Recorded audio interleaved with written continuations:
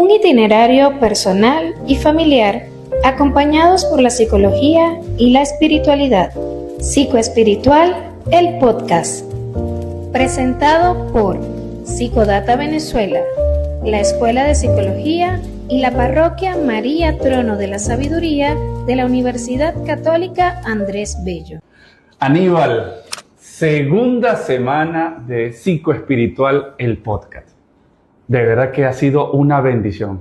Agradecidos por todos los likes, por todos los comentarios que van colocando en nuestros canales de YouTube.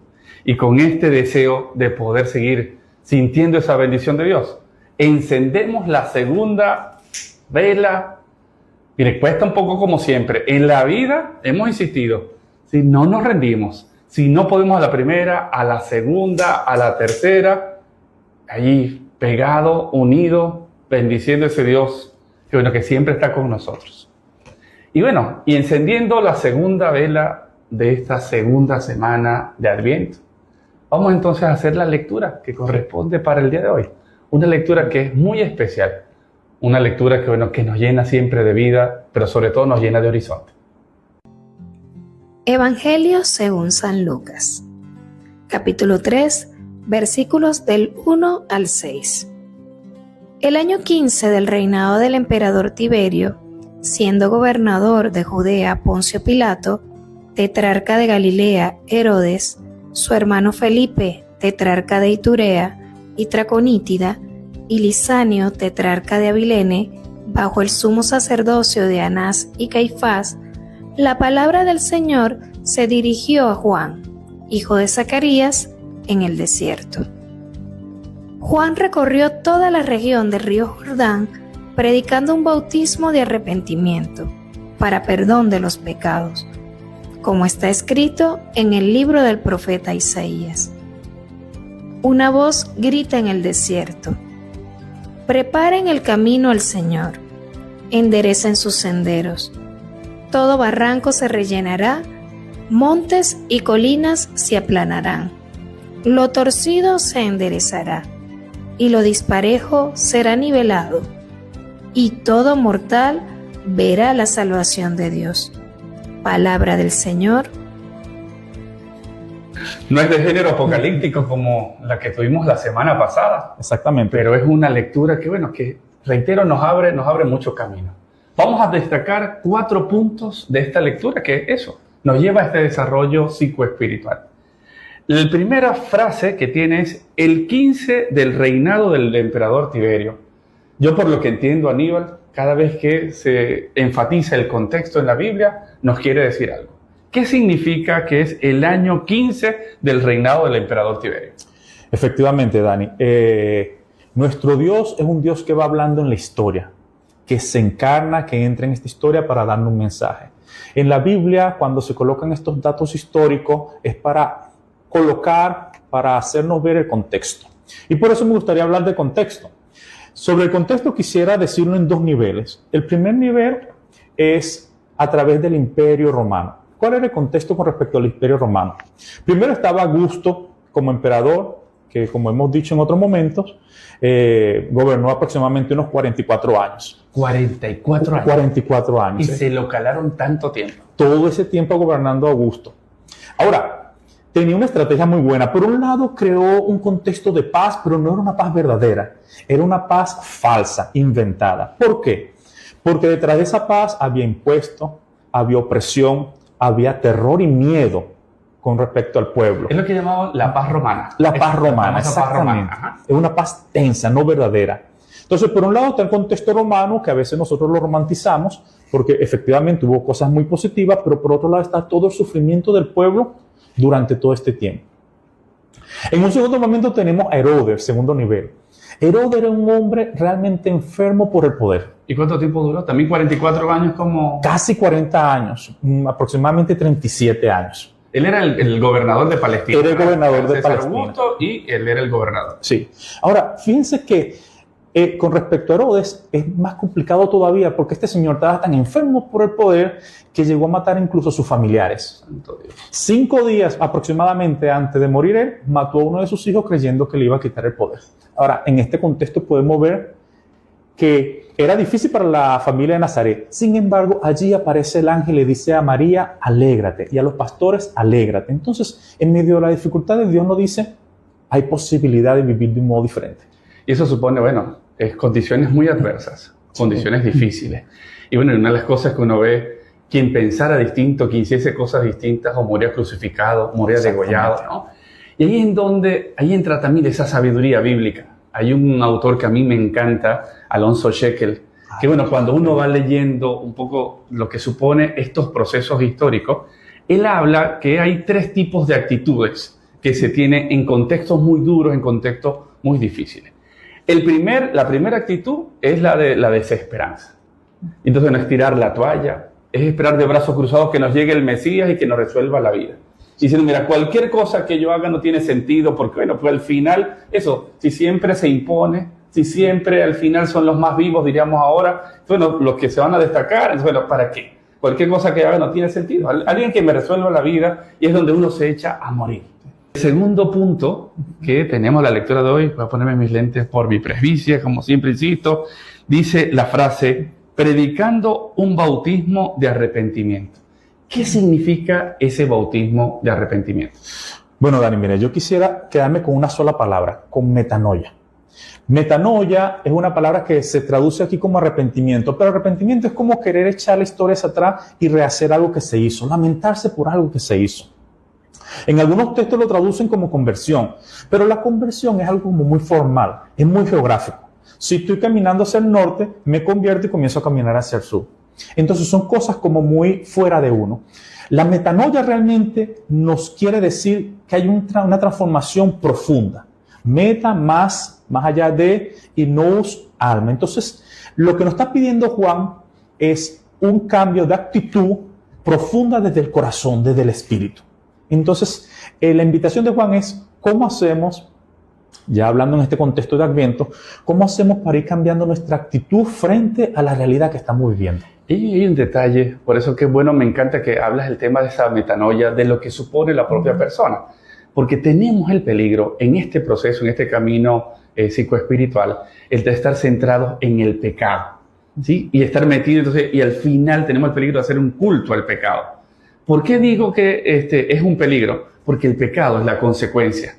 La idea es cómo poder ver la persona, poder ver esa historia, ¿sí? ¿Qué es lo que está llevando para yo poder tener ese tipo de actitud, ese tipo de consecuencias? Por eso, entonces, ¿cómo poder mirar hacia adentro? Y un mirar hacia adentro que también supone, en medio de las adversidades, ante el contexto que estamos teniendo. Por eso, lo que va a suponer en el día a día, cuando yo me levanto, ¿sí? Yo tomo la decisión, o me levanto con el pie derecho, o me levanto con el pie izquierdo. Y lo que supone ese tipo de actitud, ¿no? Y que especialmente ante las condiciones tan duras, ante condiciones de enfermedad.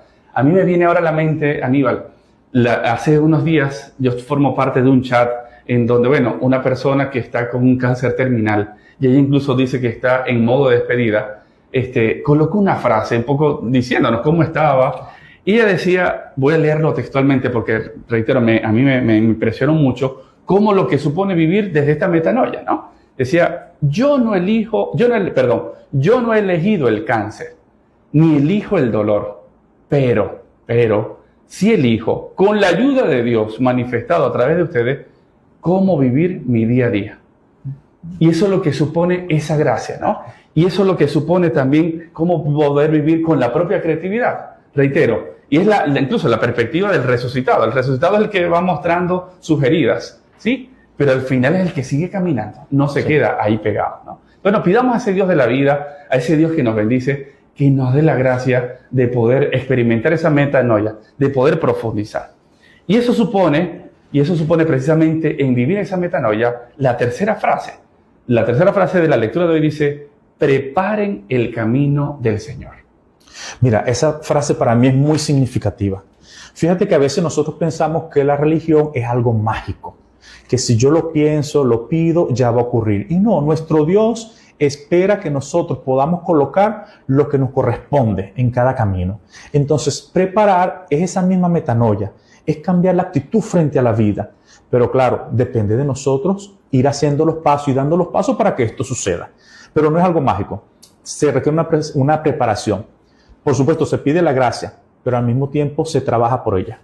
Y bueno, y lo que supone esa actitud, lo decíamos la semana pasada, levanten la vista. Una de las cosas que aparecía así como cómo poder levantar la vista, y supone ese, de una otra forma, tomar la iniciativa. Y por eso insistimos, a Dios rogando, pero con el mazo dando.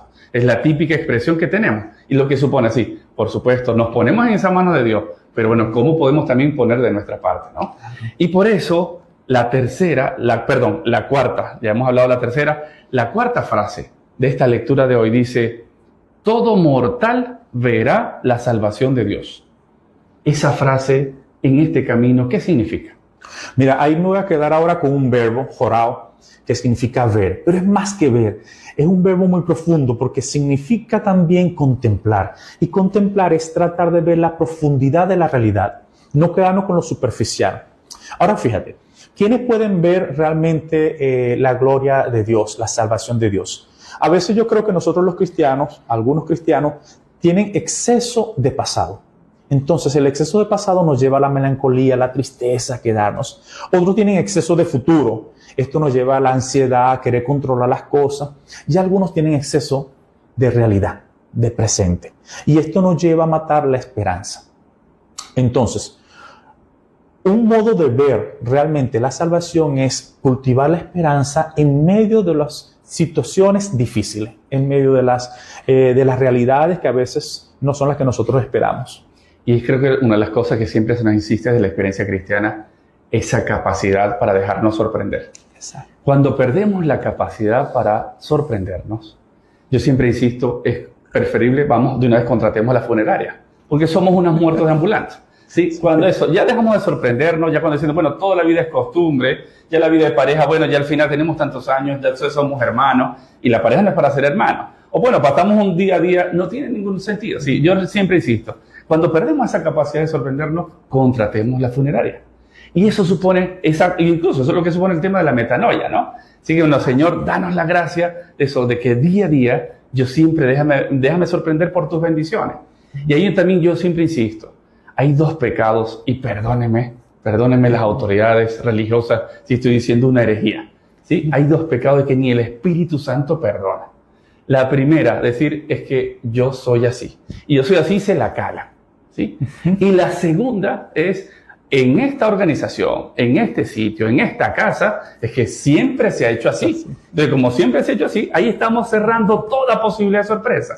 Bueno, yo soy así, pero por supuesto puedo ser de manera distinta. Claro. Y lo que supone ese cambio. Y precisamente esa es la Navidad. Esa es la capacidad de poder crecer. Y eso supone ese desarrollo espiritual. Bueno, vamos a pedir al Dios de la vida que nos dé la gracia de dejarnos sorprender. Que nos dé la gracia de poder caminar en ese día a día desde las adversidades, pero siempre llevando la luz. Por eso hagamos esta oración. Y por favor, no se olviden de darle like a este podcast y de poder seguir y además reenviar este podcast a tanta gente que le puede hacer mucho bien. Vamos entonces, Señor, danos la gracia de poder siempre estar contigo a través de esta oración. Dios de la vida, ponemos toda nuestra persona, a todas nuestras familias y a todo nuestro país en tus manos. Danos la sabiduría y la bondad que viene de ti. En medio de las adversidades e incertidumbres que podemos estar viviendo, te pedimos que nos llenes de tu Santo Espíritu, para que nuestra fe se fortalezca y se arraigue en tu vida. Danos la gracia de experimentar en este tiempo de Adviento una transformación profunda en nuestras vidas, que nos permita ver el mundo a través de tus ojos y encontrar esperanza en medio de la tormenta. Dispón nuestros corazones para caminar contigo, confiados en que tú nos llevas de la mano a cada uno de nuestros pasos.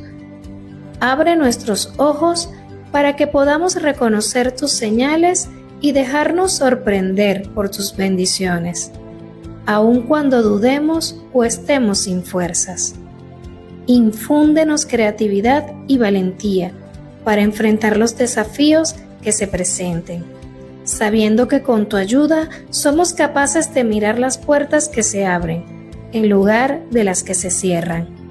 Concédenos la gracia de ser instrumentos de tu amor en este mundo, llevando luz y esperanza a quienes nos rodean. Amén.